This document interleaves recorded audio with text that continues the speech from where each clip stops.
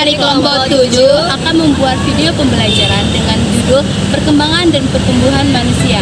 Saya Nurfiki Pohan, Saya Martina Agnes Octaviana Inggolan. Saya Rinda Anissa Putunepa. Selamat menyaksikan.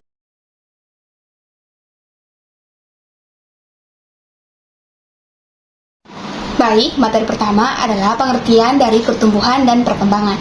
Pertumbuhan merupakan proses bertambahnya ukuran fisik pada makhluk hidup. Sedangkan untuk perkembangan sendiri, perkembangan adalah proses menuju kedewasaan. Pertumbuhan dan perkembangan merupakan salah satu ciri dari makhluk hidup, di mana pertumbuhan dan perkembangan merupakan peristiwa perubahan biologis yang sulit untuk dipisahkan. Hal itu karena pertumbuhan merupakan proses yang berjalan sejajar dengan perkembangan. Maka, contoh dari pertumbuhan yang pertama adalah bertambahnya tinggi badan, kedua, berat badan, ketiga adalah volume organ tubuh. Sedangkan untuk contoh dari perkembangan, yaitu satu, melibatkan dari kematangan dari makhluk hidup, kedua adalah fungsi organ tubuh, ketiga adalah kemampuan yang lebih kompleks pada makhluk hidup. Dan juga, perubahan pada makhluk hidup seperti dari bayi menjadi orang yang dewasa atau tanaman mangga yang lebih kecil menjadi tanaman yang lebih dewasa. Pada manusia, sebagian besar itu terjadi pertumbuhan karena terjadi perubahan, yaitu dimulai dari janin hingga menjadi orang dewasa. Demikian pula ketika pada manusia sebagian besar itu berasal dari sel telur yang bertemu dengan sel sperma. Baik, materi selanjutnya adalah perbedaan dari pertumbuhan dan perkembangan. Seperti sesuai dari pengertian dari pertumbuhan dan perkembangan, pertumbuhan dan perkembangan merupakan salah satu ciri makhluk hidup yang saling sejajar, di mana merupakan ciri dari makhluk hidup. Dan juga pertumbuhan dan perkembangan merupakan perubahan yang biologis yang sulit untuk dipisahkan. Namun demikian, antara pertumbuhan dan perkembangan itu dapat dibedakan berdasarkan perubahan ukuran yang terjadi pada makhluk hidup. Dan pada materi ini ada beberapa perbedaan dari pertumbuhan dan perkembangan pada manusia. Pada pertumbuhan, yang pertama itu adalah dapat diukur atau bersifat kuantitatif. Yang kedua adalah bersifat irreversibel. Yang ketiga adalah dapat berhenti pada usia tertentu. Keempat, mempunyai sifat yang struktural. Yang kelima adalah perubahan fisik. Sedangkan untuk perkembangan sendiri, yang pertama adalah tidak dapat diukur. Yang kedua, berlangsung selama semasa hidup. Yang ketiga itu tidak terbatas. Keempat, memiliki sifat fungsional. Yang kelima adanya perubahan kemampuan dan karakter. Dari Safutunepa akan melanjutkan materi yang dibawakan oleh teman saya. Materi yang saya bawakan ialah makhluk hidup memiliki ciri-ciri yang membedakannya dengan benda mati. Ciri-ciri tersebut sebagai berikut. Yang pertama, makhluk hidup membutuhkan makanan atau nutrisi. Energi ini diperoleh dari makanan. Makanan juga berfungsi sebagai bahan baku untuk pertumbuhan dan perbaikan sel-sel tubuh. Cara memperoleh makanan berbeda-beda. Misalnya, tumbuhan membuat makanan sendiri melalui fotosintesis, sedangkan hewan dan manusia mendapatkan makanan dari makhluk hidup lainnya. Nah, yang kedua ialah makhluk hidup dapat bergerak. Gerak adalah perubahan posisi atau tempat suatu makhluk hidup.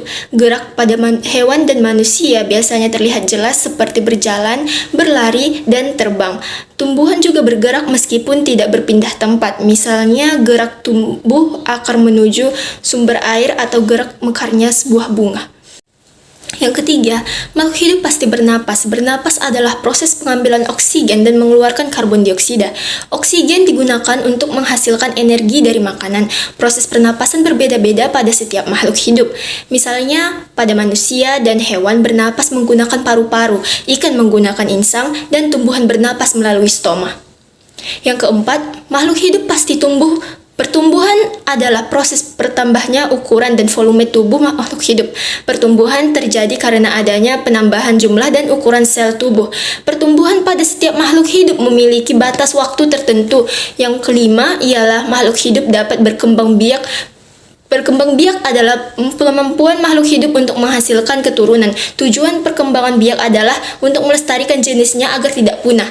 Ada dua cara berkembang biak, yaitu secara seksual atau melalui perkawinan dan secara aseksual atau tanpa perkawinan. Faktor-faktor yang mempengaruhi pertumbuhan terbagi menjadi dua faktor, yaitu faktor internal atau dari dalam dan faktor eksternal atau dari luar. Yang pertama, faktor internal atau dari dalam. Faktor internal adalah faktor-faktor yang berasal dari dalam tubuh individu itu sendiri. Faktor-faktor ini bersifat bawaan atau dipengaruhi oleh proses biologis dari dalam tubuh, seperti gen dan hormon. Yang kedua ialah faktor eksternal atau dari luar. Faktor eksternal adalah faktor-faktor yang berasal dari lingkungan di sekitar individu. Faktor-faktor ini dapat mempengaruhi pertumbuhan dan perkembangan secara signifikan, seperti nutrisi, lingkungan, aktivitas fisik, pola asuh, kesehatan, psikologis, dan interaksi sosial. Untuk lebih jelasnya, mari kita bahas satu persatu. Di faktor internal terdapat dua jenis, yaitu genetik dan hormon. Genetik atau gen yang diwariskan dari orang tua memainkan peran penting dalam menentukan potensi pertumbuhan seseorang. Genetik mempengaruhi seperti tinggi badan, bentuk tubuh, dan karakteristik fisik lainnya. Contohnya seorang ibu yang berambut keriting mempunyai anak yang berambut keriting pula. Hormon adalah zat kimia yang diproduksi oleh kelenjar endokrin yang berperan dalam mengatur berbagai proses tubuh, termasuk pertumbuhan. Hormon pertumbuhan atau growth hormone sangat penting untuk pertumbuhan tulang dan ototnya. Pada faktor eksternal atau dari luar terdapat beberapa faktor. Yang pertama ialah nutrisi. Nutrisi yang cukup dan seimbang sangat penting untuk pertumbuhan yang optimal. Kekurangan nutrisi dapat menghambat pertumbuhan, menyebabkan masalah kesehatan. Yang kedua ialah aktivitas fisik. Olahraga teratur merangsang pertumbuhan tulang dan otot. Aktivitas fisik juga meningkatkan kesehatan keseluruhan secara yang mendukung pertumbuhan. Yang ketiga ialah lingkungan. Lingkungan tempat tinggal mempengaruhi pertumbuhan manusia. Suhu yang ekstrim dapat mempengaruhi pertumbuhan. Udara yang bersih penting untuk kesehatan pernapasan yang mengaruhi pertumbuhan. Faktor eksternal selanjutnya ialah yang keempat, kesehatan. Kondisi kesehatan yang baik sangat penting untuk pertumbuhan yang optimal. Penyakit kronis atau infeksi dapat menghambat pertumbuhan dari suatu individu. Yang kelima ialah psikologis. Stres dan trauma dapat mempengaruhi pertumbuhan, terutama pada anak-anak. Lingkungan yang aman dan mendukung penting untuk pertumbuhan psikologis yang sehat. Yang keenam ialah kondisi sosial dan ekonomi dapat mempengaruhi akses ke nutrisi, perawatan kesehatan, dan lingkungan yang sehat. Faktor-faktor yang mempengaruhi perkembangan juga hampir sama dengan faktor-faktor yang mempengaruhi pertumbuhan tadi, yang dimana pertama itu faktor genetik atau yang berasal dari dalam individu, ialah faktor yang diturunkan dari orang tua kepada anak. Faktor ini menentukan potensi perkembangan seperti jenis kelamin dan kecerdasan dari seorang individu. Yang kedua, faktor lingkungan atau yang berasal dari luar diri individu. Faktor ini dapat mempengaruhi perkembangan secara positif maupun negatif. Faktor ini dipengaruhi oleh sekeliling individu seperti keluarga, sekolah, teman sebaya, media massa, dan lingkungan fisik. Selanjutnya di sini kita akan membahas tahapan perkembangan manusia. Tahapan perkembangan manusia terbagi menjadi 5 tahap. Yang pertama tahap balita, yang kedua tahap kanak-kanak, yang ketiga tahap remaja, yang keempat tahap dewasa, dan yang terakhir tahap usia lanjut. Pertama yaitu tahap balita yang dimulai pada usia 0 sampai 5 tahun. Kemampuan yang dimilikinya sudah bisa berjalan, sudah bisa merangkak, sudah bisa memiliki kemampuan untuk berpikir dan memecahkan masalah. Nah, ciri-ciri fisiologisnya, pertumbuhan tulang dan ototnya berkembang dengan sangat pesat, kemudian mulai menyesuaikan dengan lingkungan luar. Yang kedua yaitu tahap kanak-kanak yang dimulai pada usia 5 sampai 10 tahun. Nah, kemampuan yang dimiliki yaitu sudah bisa berbicara, sudah bisa bercerita, membaca dan menulis, kemudian mulai belajar di sekolah. Dan ciri-ciri fisiologis yang dimiliki pada tahap kanak-kanak ini yaitu pertumbuhan tulangnya itu masih berlangsung, tetapi lebih lambat dibandingkan dari balita. Kemudian gigi susu mulai tanggal dan digantikan oleh gigi permanen. Kemudian sistem kekebalan tubuh semakin kuat, yaitu lebih tahan terhadap penyakit dibandingkan dengan balita. Tahap yang ketiga yaitu tahap remaja yang dimulai pada usia 11 sampai 18 tahun.